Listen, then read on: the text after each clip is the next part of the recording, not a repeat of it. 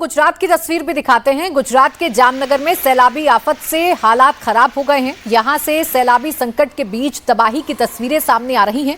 भारी बारिश और पानी के तेज बहाव में 2 बच्चे फंस गए, सैलाब की चपेट में आ गए। गनीमत ये रही कि वक्त रहते दोनों बच्चों को बचा लिया गया। यहाँ पानी तेज रफ्तार से बह रहा है। सड़क पर रिक्शा बहता हुआ काफी दूर से आया। लगातार बारिश के चलते यहाँ सड़क दरिया में तब्दील हो चुकी है। कई जगहों पर पानी के तेज बहाव में गाड़ियां बह गई हैं। लोगों के घरों को भी नुकसान हुआ है। ये तस्वीर आप देख लीजिए, गुजरात के जामनगर से सड़क नदी में तब्दील हो गई है। पानी का जो प्रवाह है वो बहुत तेज है। इस बीच एक रिक्शा कैसे बेबस है और इस पानी के साथ बहता हुआ आगे की तरफ बढ़ रहा है, वो भी तस्वीरों को देखकर अंदाजा लगाया जा सकता है।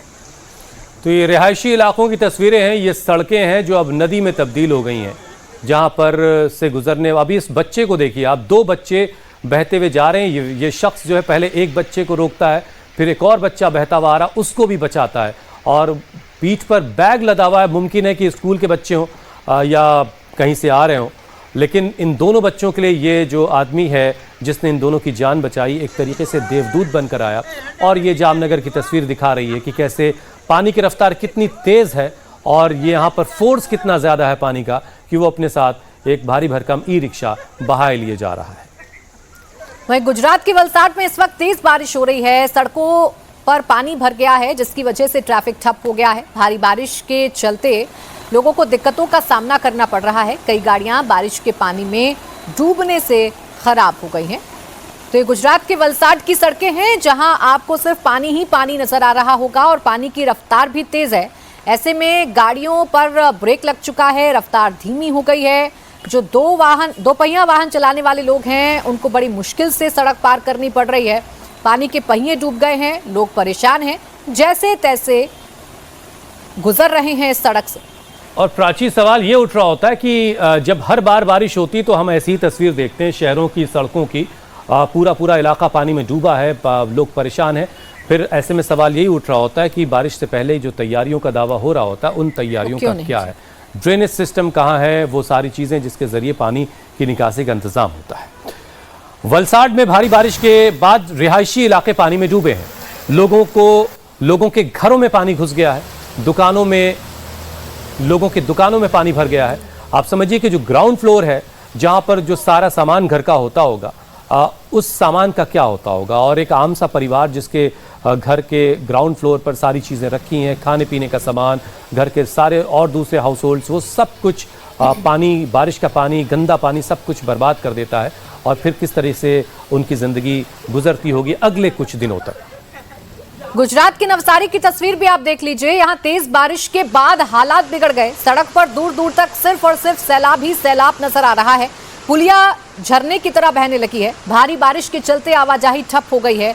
लोग रास्ते में फंस गए हैं। तो वो छोटी सी पुलिया जिसमें थोड़ा सा पानी बहता था, तेज बारिश के बाद ये पुलिया कैसे एक झरने में तब्दील हो गई है और बड़ी तेज रफ्तार के साथ फोर्सफुली पानी सड़क पर आगे की तरफ बह रहा है, जिसकी वजह से लोगों को परेशानियों का सामना करना पड़ रहा है। रास्ते में ही लोग फंस गए हैं, क्योंकि इस पानी से निकलना या इस पानी को पार करना आम लोगों के लिए बड़ा मुश्किल है, कभी कभी जान पर भी बनाती है। चलिए अब आपको उज्जैन का हाल भी दिखाते हैं। उज्जैन में बारिश की वजह से शिप्रा नदी उफान पर है। नदी के किनारे जो घाट बने हैं, जो मंदिर हैं, सब पानी में डूब चुके हैं। तस्वीरें आप देख रहे हैं। इसके अलावा जो आसपास के निचले इलाके हैं, उनको भी खाली करवाने के लिए कह दिया गया है, क्योंकि शिप्रा का जलस्तर तेजी से बढ़ रहा है। उज्जैन मध्य प्रदेश की तस्वीरें आप देख रहे हैं। घाट के किनारे जो तमाम मंदिर बने हैं, वो सब मंदिर पानी में डूबे हुए हैं, घाट पानी में डूबे हुए हैं और लगातार शिप्रा का जलस्तर बढ़ रहा है। इसीलिए नदी के आसपास के जो किनारे के जो तमाम गांव हैं, जो बस्तियां हैं, उनको खाली करवाने के लिए एडमिनिस्ट्रेशन ने कह दिया है। वहीं पालघर की तस्वीर भी आपको दिखाते हैं, जहां तेज बारिश हो रही है। मुंबई अहमदाबाद नेशनल हाईवे पर डूब जोन बन गया है। फ्लाईओवर पर पानी भरने से यातायात प्रभावित हुआ है। पालघर इलाके में बीते 2 दिन से लगातार तेज बारिश का सिलसिला जारी है, जिससे जलभराव की समस्या हो गई है। आप तस्वीर भी देख लीजिए, सड़क पर पानी भर गया है और सड़क पर पानी भरने की वजह से गाड़ियों की रफ्तार पर ब्रेक लगता है और फिर लंबा जाम देखने को मिलता है। ये इंजीनियरिंग का भी बेहतरीन नमूना है प्राची, कि जमीन से 10-15 फीट की ऊंचाई पर फ्लाईओवर है और वो एक झील नुमा शक्ल उसने ले ली है। उसका जो ड्रेनेज है वो ब्लॉक है, पानी नीचे जा नहीं पा रहा है, गाड़ियाँ उसी में से गुजरने को मजबूर है। और ये उस फ्लाईओवर के लिए बहुत ख़तरनाक होता है, पानी जब रुक जाता है। ये जो आप देख रहे हैं तस्वीरें, ये फ्लाईओवर पर तकरीबन 1 आध फीट पानी भर गया है और इसके ड्रेनेज का कोई इंतज़ाम जो रहा होगा, जाहिर उसमें मलबा फंसा होगा, पानी नीचे नहीं जा पा रहा है। अब आपको महाराष्ट्र के कोल्हापुर की तस्वीर दिखाते हैं। वहाँ भी भारी बारिश से बुरा हाल है। नदियों के किनारे जो मंदिर हैं, घाट हैं, सब पानी में डूबे हुए हैं। कमोबेश देश की तस्वीर कुल मिलाकर ऐसी ही है। मानसून देश भर में एक्टिव हो चुका है। मानसून ने दिल्ली एनसीआर में भी दस्तक दे दी है। अभी दिल्ली एनसीआर से ऐसी कोई तस्वीर नहीं आई है। दिल्ली एनसीआर से बेशक तस्वीरें सामने ना आई हों, लेकिन देश भर से ऐसी तस्वीरें अभी सामने आ रही हैं। हालांकि हाल एक सा ही है, जैसे ही मॉनसून दस्तक देता है वैसे ही प्रशासन की पोल खुलती है, सरकार की पोल खुलती है और हर जगह सिर्फ और सिर्फ पानी ही पानी नजर आता है। कुछ वक्त के बाद दिल्ली का मिंटो ब्रिज हम दिखाएंगे। उधर मुंबई में भी भारी बारिश के बीच साकीनाका इलाके में 60 साल के एक बुजुर्ग की मेन होल में गिरने से मौत हो गई। अब इस मामले में एक बड़ी कार्रवाई हुई है। बीएमसी के 4 अधिकारी जो उस इलाके को देखते थे उनको सस्पेंड कर दिया गया। जांच कमेटी गठित हुई है। 7 दिनों के अंदर जांच कमेटी को अपनी रिपोर्ट देनी है। इसके अलावा ठेकेदार को ब्लैकलिस्ट कर दिया गया है। ब्लैकलिस्ट करने की अभी तैयारी है। जो जिनकी जान गई है वो फोन पे बात करते करते उधर से गुजर रहे थे। पानी की वजह से अंदाजा नहीं हुआ कि नीचे मेन होल का ढक्कन खुला हुआ हो सकता है और वो उसी में गिर गए। और जब उनको तलाशा गया तो वो उस जगह से 200 मीटर आगे जाकर मिले। जिनकी जान गई उनका नाम असलम बताया जा रहा है।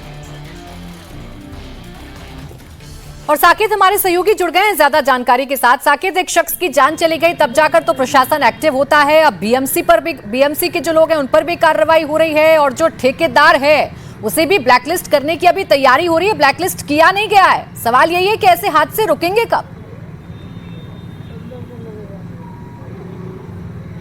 बिल्कुल, देखिए यही सवाल मुंबई और मुंबई के लोग सालों से प्रशासन से पूछते आ रहे हैं, लेकिन इसका कोई जवाब आज तक न लोगों को मिला है और न ही मीडिया को। जब भी इस तरीके की घटनाएं होती हैं, चाहे वो साकीनाका हो या चेंबूर की घटना हो, इस तरह की घटनाओं में प्रशासन ये कहता है कि हमने कार्रवाई की है। जब उनसे दोबारा पूछा जाता है उनका यही कहना होता है कि हमने बड़ी कार्रवाई की है। लेकिन कार्रवाई के नाम पर केवल कुछ अधिकारियों को सस्पेंड कर दिया जाता है, जिनकी बहाली मात्र 6 महीने के बाद हो जाती है। अब अगर बात की जाए मुंबई के मानसून की, तो लगभग 24 घंटे से लगातार बारिश हो रही है और इस बारिश में राहत की बात मुंबई के लोगों के लिए ये है कि कम से कम बारिश रुक रुक कर हो रही है, क्योंकि यहाँ का प्रशासन किसी भी तरीके से उस स्तर पर अभी तक नहीं पहुंचा है कि लोगों की मदद कर सके, मदद मुहैया करा सके। इस वक्त हम मुंबई के बहुचर्चित अंधेरी सबवे पर हैं। आप देखिए पुलिस जो है इस सबवे को अब खोलने की तैयारी में है और इसी तरीके की तस्वीर पूरे 4 महीने आपको देखने को मिलेगी। बिल्कुल साकेत, हर बार बारिश होती है ऐसी ही तस्वीरें देखने को मिलती हैं। लोगों की जान जाती है और खाना पूर्ति करने के लिए अधिकारियों पर कार्रवाई की जाती है, लेकिन फिर अगले साल मौसम आता है और ऐसी ही तस्वीर देखने को मिलती है। शुक्रिया आपका तमाम जानकारी के लिए।